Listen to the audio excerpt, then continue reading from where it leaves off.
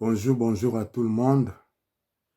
Balingani Nzambe, Bana Masia, bien-aimé dans le Seigneur. Ngande bonabino lelo na ye ko sala vidéo yo. Pona sala témoignage munene. Oyo Nzamba sali pona bomo ina ngai. Na banzi ndenge santé na ngabo mona kala.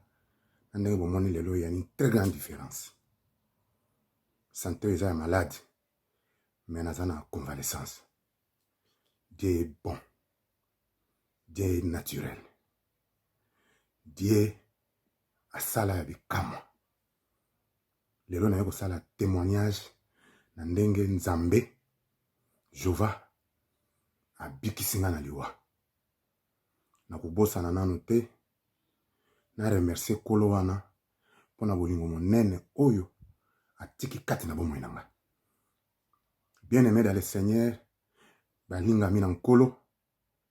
Lelo soki na telemi kukumisa kolo kutanga kombo ya Nzambe po ya minena sai na bomoi nanga. O lelo boko tika la kondima ngote. Kasi na kosala témoignage po na kukumisa kombo wana pe na kusanjola ye na nzela ya Jésus Christ oyo aza mokonzi na biso makila na ezo kopanzana eza kokita pe eza kotambola na nzoto na biso bana na ye. Merci mingi, merci nkolo. Nazalaki deja moto akokufa ba oyo tokotaki na bango na ba hôpital na malade oyo coronavirus mingi batikali mingi babimi te kasi nga Nzamba sekwisinga kati na bawei abimisinga. Et puis ngai lokwa nazali boye naleki bandeko wana te. Naza na valeur moko te, importance moko te liboso ya bandeko wana. Bandeko wana me Nzamba azwi bango lelo batiki biso. Naza kosenga na famille na bango baza na courage. Famille na bango baza la uni. Ete molimo wa bandeko wana epema na kimia. Po oyo ezali Satan aye na maladi oyo eza kokipe te. Maladi oyo eza koravager. Maladi oyo ezotika ba famille na pasi na susi na mawa. Ete bovanda na mutu lelo akoti hôpital ka lelo après 2 jours mutatiki bino. Quelle souffrance, quelle pasi na maladi oyo.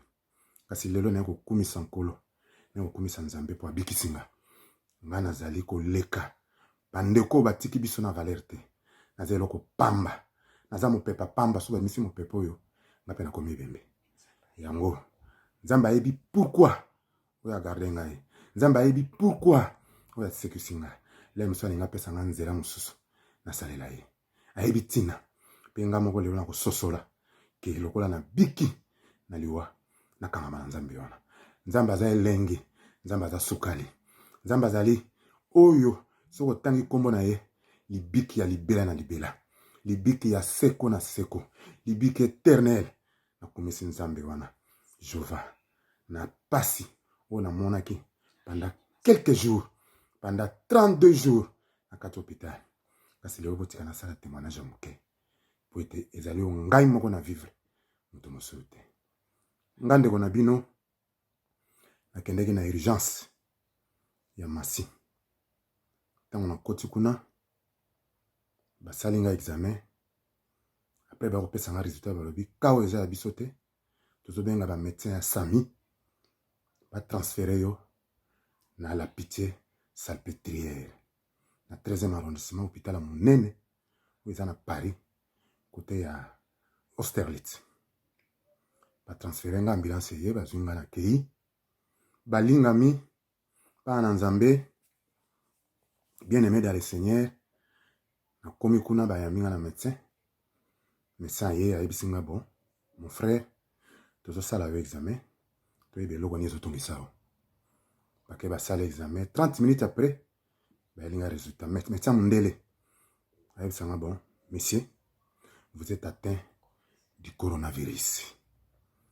Bayebisa o boye de vive voix ozala ndenge ni makila na mai esilinga ndenge bayebisinga ke nazala atteint et puis naza positif na coronavirus. Abi bon, mais si on va vous entuber, to ko endormir yo, tomeka kosala quel que soit le nécessaire pour qui ces athées, tout ça est nécessaire parce que tomeka sauver vie na. Alors, na koti coma artificiel, il y a 5 jours, ba tube ngai, ba tube obo ba koti nga na monoko tie kota e koma na sel bunanga, ba tube ya boy. Ya minene boy. Eza ba tube ote ba sala ka biso ba perfusion non. Ba tube ya minene. Alors, pour kota ngongo na yo, il faut ala endormi. Donc, ba tio anesthésie olali, ba koti sango tina se et puis pareil ba tchaka awa bon, na yebi kombo na ngote sur le plan médical et puis babandi na bandi kupema na oxygène. Donc, nga pema la soute na koti. Comme artificiel pendant 5 jours, na yebi eloko mokote. Et puis, ba yeko bimisangai na kena réanimation. La réanimation na sali 9 jours na réanimation.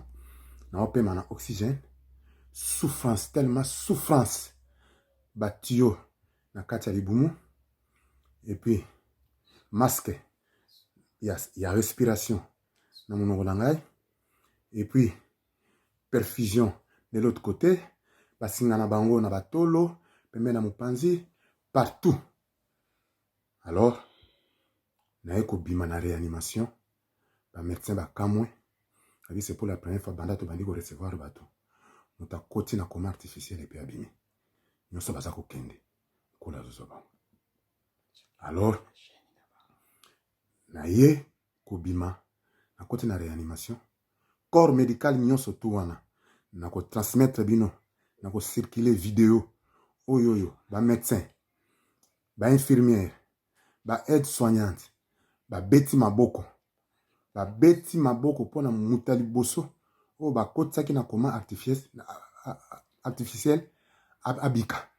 Ba beti maboko na ko balancer vidéo wana. Boko monango. Pasi na motema. Souffrance. Maladie mabe. Maladie wana mabe. Nga mona vivre ngo. Eza mabe. Maladie wana eza mabe. Nzambe abatelinga. Nzambe asuminga. Grâce à la prière ya baninga na nga bandeko. Nyonso tout. Otozanga bango na Paris, na Bruxelles, na Londres, na Allemagne. Mokili mobimba basali prière. Tout le monde a sali prière pour na vie na ngai. Na kokumisa bato wana. Na opesa bango mbote na suka. Ya vidéo na témoignage. Merci bandeko na ngai. Na okene mosika te. Tango na longa na réanimation, ba transférer nga na service ya maladie infectieuse. Kuna batala soki poumon, foie, cœur, ezwaki coup ou bien ezaki touché parce que coronavirus soko zwango eloko ali bossé to touché ezo pesa pema et na poumon et na cœur et puis na ba foie mais na kei kuna dans na komi na service wana ba ye ko sala ngai échoradiographie ngoloba batala motema vitesse nango batala poumon foie so ezaki touché. Dieu est grand et loko moko te na nzoto na ngai ezaki touché. Et puis ba médecin ba kamwe ba lobi bon d'accord c'est pas un souci, c'est pas un problème. Ba garder nga wana siko na hôpital wana bazo continuer ba kisi pendant 7 jours. Après ba eko transférer nga na service à neurologie. C'est un service qui consiste ya kotala globule blanc, globule rouge, nabatala soki biloko mike musu na kata nzoto ezali touché. Et puis na sima basala nga rééducation, c'est-à-dire ba marche, ba physique, ba massage, ba vélo et puis na ba tapis roulant. Yango na sali 32 jours na hôpital na bimi sikona na ndako na ngai. Nzamba za munene, nzamba za makasi. Na kotika te na remercier bandeko na nga nyonso basalaki prière pour na nga nazonga na pema lelo. Vraiment na kokumisa na nzambe ye mutali boso asekisinga asekisi bomo na nga pour leo na sala bino video.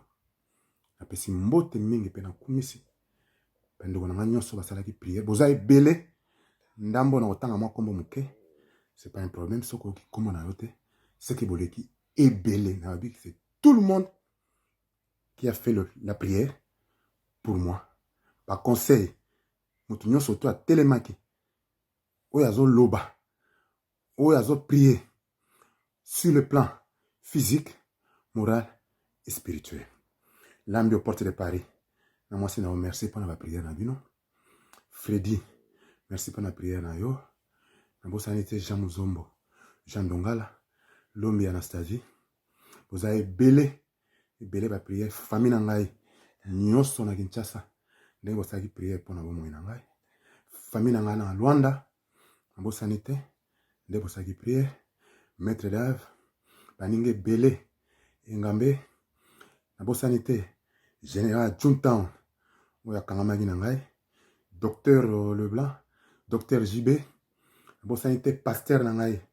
Église Alpha Omega, Pasteur Christian, Pasteur Célé, nous sommes tout bateau ça qui prie pour Nangaboza, tellement belé, ce bogi comme on a vu noté, pour me relimbisa, ngai, n'a pas ma moukouse, mais n'a déjà en convalescence, je suis en bonne terre, je suis en bonne santé, pour moi on a vu nos capacités, les gens dans ma sali, il y a des nègres.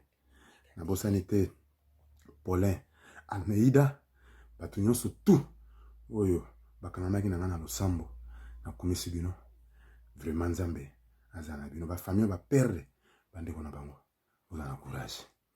ozana courage nazana bino na motema na yebi pasi wana eleki na ozamula ite na suki wana na pesi mbote na bato tout et surtout ma femme mon épouse oyo akangami na ngana prière banda mukola liboso ti lelo azo continuer ko soutenir nga Ani Nyembo Airways mama na ngai ya motema mama ya bolingo merci nzamba za na bino na suki wana na banzi deja boki mwa litea na nga boki mwa témoignage na nga tango makambo eko sila vraiment na sengi na bino nanu lelo bova na ndako bozala confiné parce que malade eza namo bozala confiné na balibota na bino tranquillement ebiki nzamba osala ya minene akobikisa biso akolongola biso na motambo osatana moto mabe akokite Nzamba fuka misie, Nzamba tie à genoux, soni akoyoka, tango makambo nyose kusila, satana banza kubunga, awazasu na kacha mokilote. Botika na malamu na famille na bino, na kumisi bino, pena pesi bino, mbote place aux allez. Merci beaucoup. Allez, ciao!